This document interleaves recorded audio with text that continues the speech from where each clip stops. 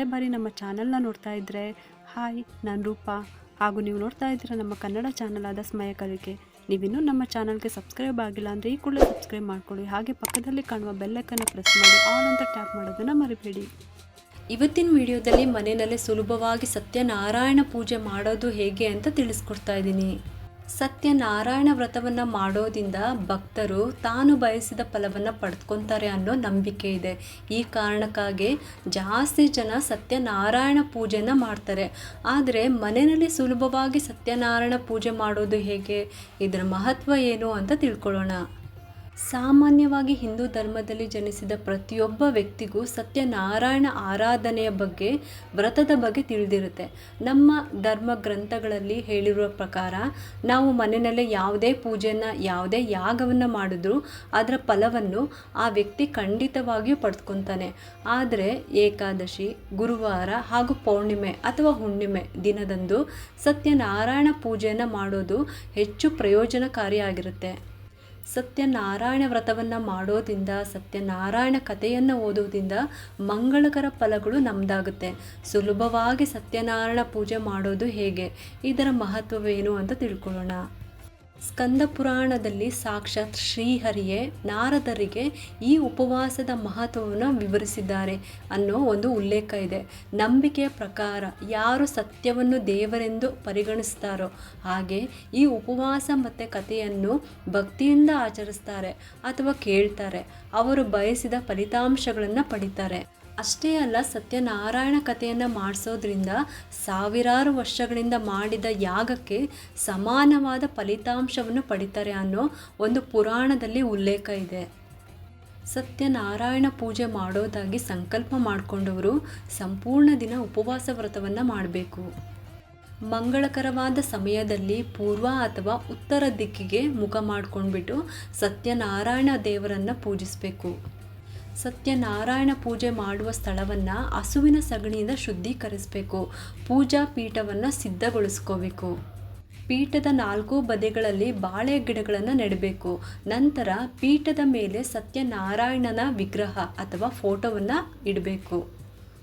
ಇನ್ನು ಪೂಜೆ ಮಾಡುವಾಗ ಮೊದಲು ಗಣಪತಿಯನ್ನು ಪೂಜಿಸಬೇಕು. ಆನಂತರ ಇಂದ್ರಾದಿ ದಶದಿಕ್ಪಾಲರನ್ನು ಮತ್ತು ಪಂಚಲೋಕಪಾಲರನ್ನು, ರಾಮ, ಸೀತೆ, ಲಕ್ಷ್ಮಣ, ರಾಧಾ, ಕೃಷ್ಣ ಇವರನ್ನು ಪೂಜಿಸಿದ ನಂತರ ಸತ್ಯನಾರಾಯಣನನ್ನು ಪೂಜಿಸಬೇಕು. ಇದಾದ ನಂತರ ಲಕ್ಷ್ಮೀ ದೇವಿಯನ್ನು ಪೂಜಿಸಿಬಿಟ್ಟು ಆಮೇಲೆ ಕೊನೆಯದಾಗಿ ಮಹಾದೇವ ಮತ್ತು ಬ್ರಹ್ಮದೇವನಿಗೆ ಪೂಜೆಯನ್ನು ಸಲ್ಲಿಸಬೇಕು. ವೀಳ್ಯದೆಲೆ, ಎಳ್ಳು, ಕುಂಕುಮ, ಹಣ್ಣುಗಳು, ಹೂಗಳು, ಅರಿಶಿನ ಮತ್ತು ಅಡಿಕೆಯನ್ನು ದೇವರಿಗೆ ಅರ್ಪಿಸಬೇಕು. ಇನ್ನು ಪೂಜೆಯ ನಂತರ ಎಲ್ಲ ದೇವರುಗಳಿಗೆ ಆರತಿಯನ್ನು ಮಾಡ್ಕೋಬೇಕು.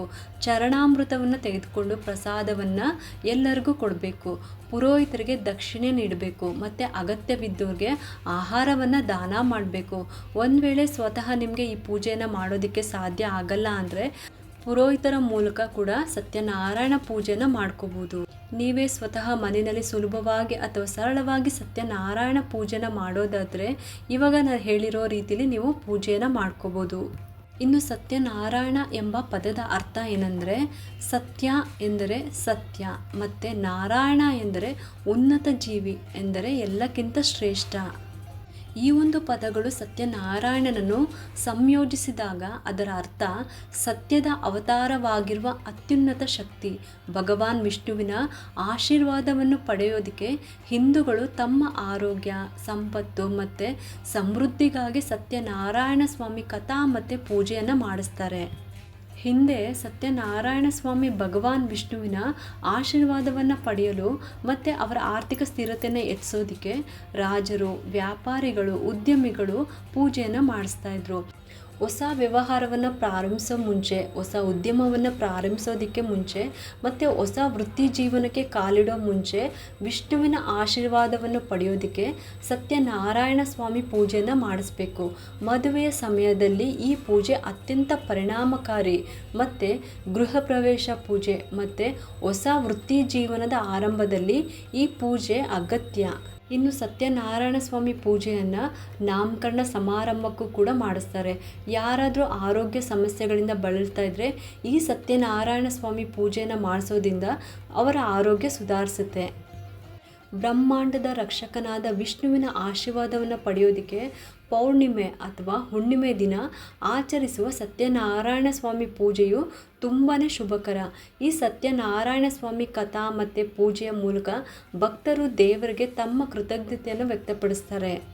ಯಾವುದೇ ಸಾಧನೆಗಳ ಸಮಯದಲ್ಲಿ ಮತ್ತು ಯಾವುದೇ ಇತರ ಸಂದರ್ಭಗಳಲ್ಲಿ ಭಕ್ತರು ಈ ಸತ್ಯನಾರಾಯಣ ಸ್ವಾಮಿ ಪೂಜೆನ ಮಾಡ್ಬೋದು. ಭಗವಂತನಿಗೆ ತಮ್ಮ ಸಮರ್ಪಣೆಯನ್ನು ಸೂಚಿಸಲು ಮಂಗಳಕರವೆಂದು ಪರಿಗಣಿಸಲಾದ ಪೂಜಾ ದಿನದಂದು ಅವರು ಉಪವಾಸವನ್ನು ಮಾಡಬೇಕು. ಕುಟುಂಬ ಮತ್ತು ಇತರ ವಿಷಯಗಳು ಸೇರಿದಂತೆ ನಮ್ಮ ಜೀವನದ ಪ್ರತಿಯೊಂದು ಯಶಸ್ಸು ಮತ್ತು ಸಾಧನೆಗಳಲ್ಲಿ ನಾವು ದೇವರಿಗೆ ಧನ್ಯವಾದ ಹೇಳಬೇಕು. ಸತ್ಯನಾರಾಯಣ ಸ್ವಾಮಿ ಪೂಜೆಯು ಭಗವಂತನಿಗೆ ನಮ್ಮ ಕೃತಜ್ಞತೆಯನ್ನು ವ್ಯಕ್ತಪಡಿಸಲು ಒಂದು ಮಾರ್ಗ ಅಷ್ಟೇ.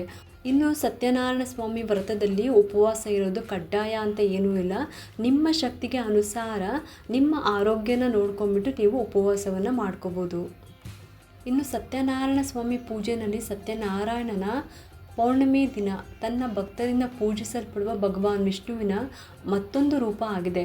ಅಣ್ಣಾವರಂನಲ್ಲಿರುವ ಸತ್ಯನಾರಾಯಣ ಸ್ವಾಮಿಗೆ ವಿಶೇಷವಾಗಿ ಸಮರ್ಪಿತವಾದ ಅತ್ಯಂತ ಪ್ರಸಿದ್ಧವಾದ ದೇವಾಲಯವೆಂದರೆ ಭಗವಾನ್ ಸತ್ಯನಾರಾಯಣ ದೇವಾಲಯ.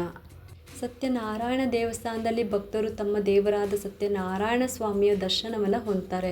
ಜನರಿಗೆ ಪ್ರತಿದಿನ ಅವರಿಗೆ ಉಚಿತ ಆಹಾರವನ್ನು ನೀಡಲಾಗುತ್ತೆ. ಈ ದೇವಾಲಯದಲ್ಲಿ ಭಕ್ತಾದಿಗಳಿಗೆ ವಸತಿ ಸೌಲಭ್ಯಗಳಂತಹ ಅನೇಕ ಸೌಲಭ್ಯಗಳು ಅತ್ಯಲ್ಪ ಶುಲ್ಕದಲ್ಲಿ ದೊರೆಯುತ್ತೆ.